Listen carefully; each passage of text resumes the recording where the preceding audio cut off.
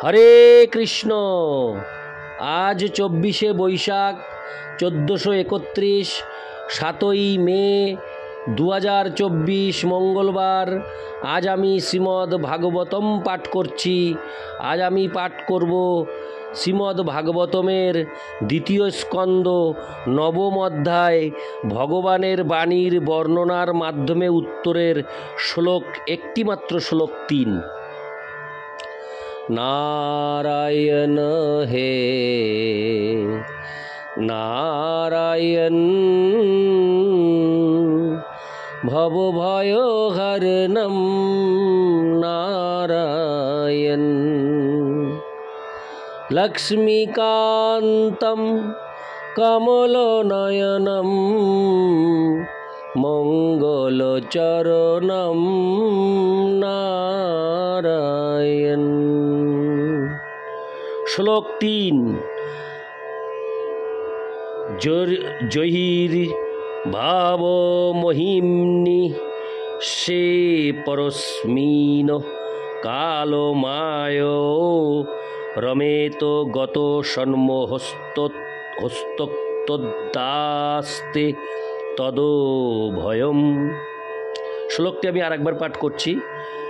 জর্হি বাবো মহিম্নি সে পরস্মিন কালো মায় রমেত, হরে কৃষ্ণ, গত সন্মোহস্তোদাস্তে তদো ভয়ম। অনুবাদ: জীব যখন তার মহিমান্বিত স্বরূপে অবস্থিত হয়ে কাল এবং জড়া প্রকৃতির অতীত অপ্রাকৃত আনন্দ উপভোগ করতে শুরু করে, তখনই জীবনের এই দুটি ভ্রান্ত ধারণার আমি এবং আমার মোহ থেকে মুক্ত হয়ে তার শুদ্ধ স্বরূপে পূর্ণরূপে অধিষ্ঠিত হয়। তাৎপর্য: এই দুটি ভ্রান্ত ধারণা যথা আমি এবং আমার প্রকৃতপক্ষে দুই শ্রেণীর মানুষের মধ্যে প্রকাশিত হয়। নিম্নতর স্তরে আমার ধারণাটি অত্যন্ত প্রবল এবং উচ্চতর স্তরে আমি ভ্রান্ত ধারণাটি প্রবল। আমার ভ্রান্ত ধারণাটি কুকুর বিড়ালের মতো পশুদের মধ্যেও দেখা যায় এবং এই ভ্রান্ত ধারণার বশবর্তী হয়ে তারা পরস্পরের সঙ্গে লড়াই করে। মানব জীবনের নিম্ন স্তরেও এটি আমার দেহ, এটি আমার গৃহ, এটি আমার পরিবার, এটি আমার বর্ণ, এটি আমার জাতি, এটি আমার দেশ ইত্যাদি ইত্যাদি ভ্রান্ত ধারণার প্রাধান্য দেখা যায়। আর জল্পনা কল্পনা প্রসূত জ্ঞানের উচ্চতর স্তরে আমার ভ্রান্ত ধারণাটি আমি অথবা আমি সব কিছু ইত্যাদি ধারণায় পর্যবসিত হয়।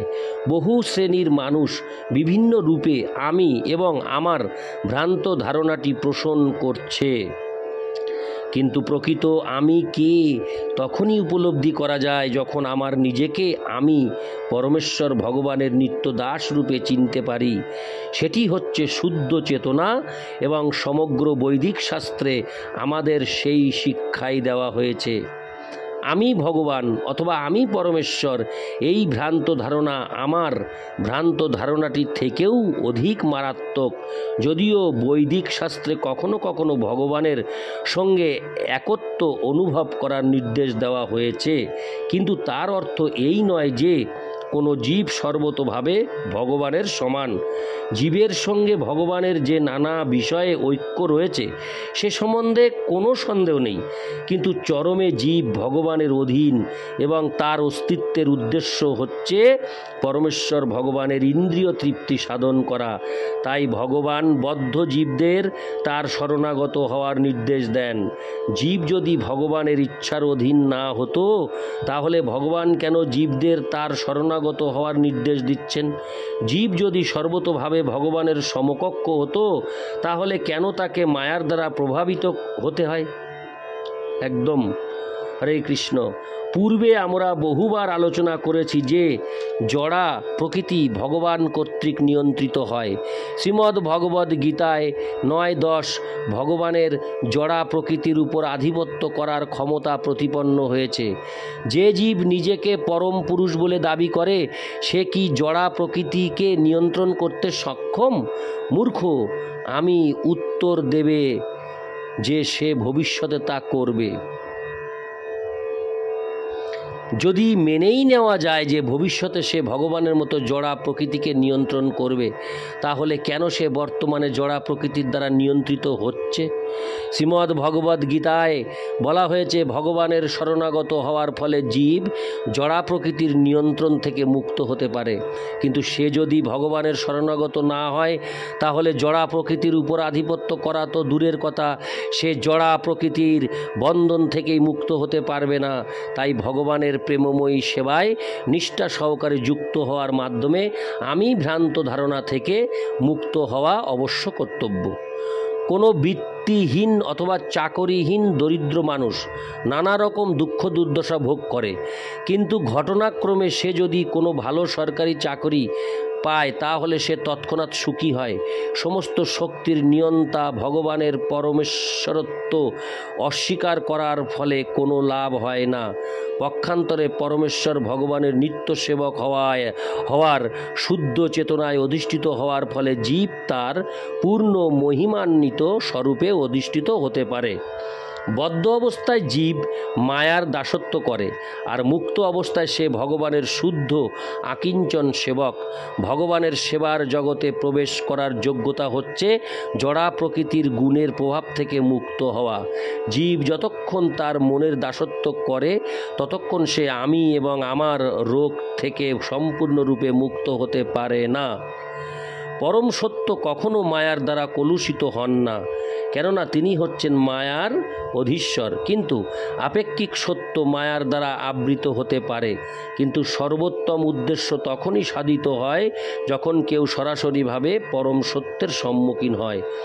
ঠিক সূর্যের প্রতি উন্মুখ হওয়ার মতো। আকাশে সূর্য জ্যোতির্ময়, কিন্তু যখন আকাশে সূর্যকে দেখা যায় না, তখন সব কিছু অন্ধকার হয়ে যায়। তেমনি কেউ যখন পরমেশ্বর ভগবানের প্রতি উন্মুখ হয়, তখন সে সম্পূর্ণরূপে মায়ার মোহময়ী প্রভাব থেকে মুক্ত হয়, এবং সে তা করে না, সে মায়ার অন্ধকারে, হরে কৃষ্ণ, এবং যে তা করে না সে মায়ার অন্ধকারে আচ্ছন্ন থাকে। শ্রীমদ্ ভগবদ গীতায় 14:26 সেই তত্ত্ব প্রতিপন্ন করে বলা হয়েছে, মাং চ জোহব্যভিচারেণ ভক্তিযোগেন সেবতে সগুণান সমতীতৈতান ব্রহ্মভুয়ায় কল্পতে। তাই মানুষের কর্তব্য হচ্ছে নিষ্ঠাপূর্বক ভগবানের পূজা, ভগবানের মহিমা কীর্তন, যথাযথ সূত্রে শ্রীমদ্ ভাগবত শ্রবণ। পেশাদারী ভাগবত পাঠকদের কাছে কখনো শ্রীমদ্ ভাগবত শ্রবণ করা উচিত নয়। পক্ষান্তরে তা শ্রবণ করা উচিত শ্রীমদ্ ভাগবতের আদর্শ অনুসারে জীবনযাপনকারী ব্যক্তির কাছে, এবং শুদ্ধ ভক্তের সঙ্গ করার মাধ্যমে ভগবদ ভক্তির অনুশীলন করা। আমি এবং আমার ভ্রান্ত ধারণার দ্বারা কখনো বিভ্রান্ত হওয়া উচিত নয়। কর্মীরা আমার ধারণার প্রতি অনুরক্ত, আর জ্ঞানীরা আমি ধারণার প্রতি অনুরক্ত, এবং তারা উভয়ই মায়ার বন্ধন থেকে মুক্ত হওয়ার অযোগ্য। শ্রীমদ্ ভাগবত এবং মুখ্যত শ্রীমদ্ ভগবদ গীতা উভয়েরই উদ্দেশ্য হচ্ছে জীবকে আমি আমার ভ্রান্ত ধারণা থেকে মুক্ত করা, এবং শ্রীল ব্যাসদেব সেগুলি লিপিবদ্ধ করেছেন বদ্ধ জীবদের মুক্ত করার উদ্দেশ্যেই। জীবের কর্তব্য হচ্ছে অপ্রাকৃত স্তরে অধিষ্ঠিত হওয়া, যেখানে কাল এবং জড়া প্রকৃতির কোনো প্রভাব নেই। বদ্ধ অবস্থায় জীব অতীত, বর্তমান এবং ভবিষ্যতের স্বপ্নরূপ কালের প্রভাবের দ্বারা প্রভাবিত। জ্ঞানীরা জ্ঞানের অনুশীলনের মাধ্যমে অহংকারকে জয় করে বাসুদেব বা পরমেশ্বর ভগবান হয়ে কালের প্রভাব থেকে মুক্ত হতে চায়, কিন্তু এই পন্থাটি যথাযথ নয়।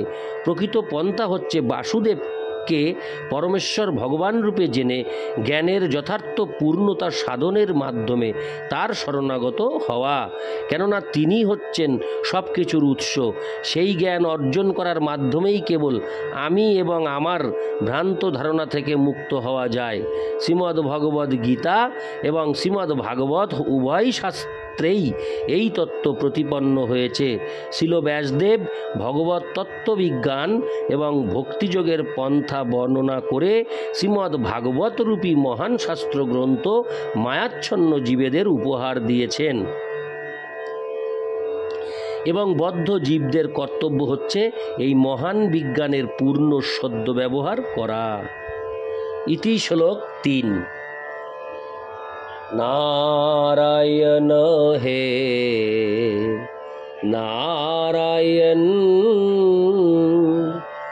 ভবভয় হরণম নারায়ণ। হরে কৃষ্ণ।